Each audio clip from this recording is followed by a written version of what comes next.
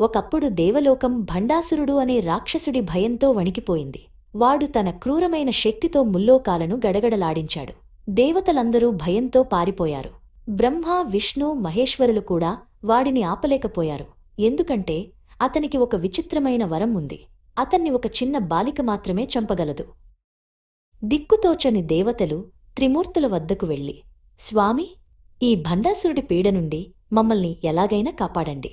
వాడిని ఎదిరించే శక్తి మాకు లేదు అని వేడుకున్నారు. వారి కళ్లల్లో నిస్సహాయత, భయం తాండవిస్తున్నాయి.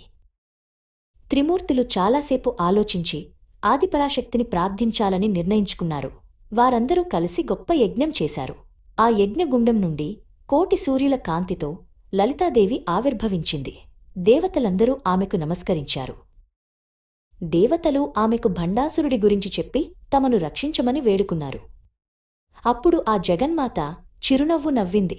ఆమె నుండి ఆమె స్వరూపమే అయిన 9 ఏళ్ల బాలిక శ్రీ బాల త్రిపుర సుందరి ఉద్భవించింది. ఆమె చూడటానికి చిన్నదైనా ఆమె కళ్లల్లో అనంతమైన శక్తి, జ్ఞానం ప్రకాశిస్తున్నాయి.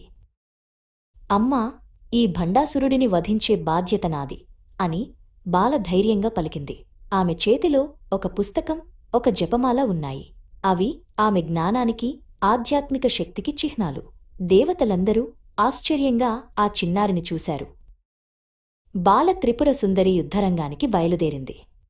ఆమెను చూసిన భండాసురుడు పెద్దగా నవ్వాడు.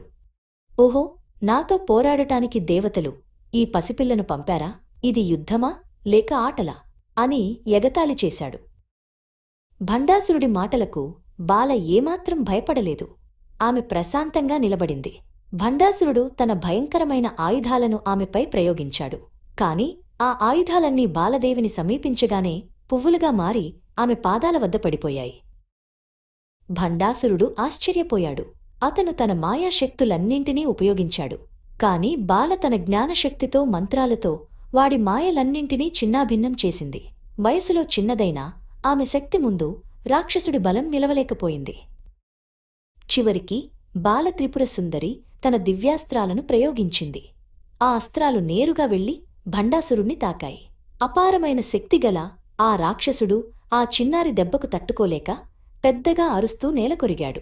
అతని అహంకారం, దుష్టశక్తి అంతమయ్యాయి. భండాసురుడి పీడ విరగడవ్వడంతో దేవలోకంలో ఆనందోత్సాహాలు వెల్లివిరిశాయి. దేవతలందరూ బాల త్రిపురసుందరికి జయజయధ్వానాలు పలికారు. ఈ కథ మనకు ఒక గొప్ప నీతిని బోధిస్తుంది. బలం వయసులోనూ, ఆకారంలోనూ ఉండదు. ఆత్మవిశ్వాసం, ధర్మంలోనే నిజమైన బలం ఉంటుంది. బాలదేవిని పూజించడం వల్ల పిల్లలలో ధైర్యం, తెలివితేటలు, జ్ఞానం వృద్ధి చెందుతాయి.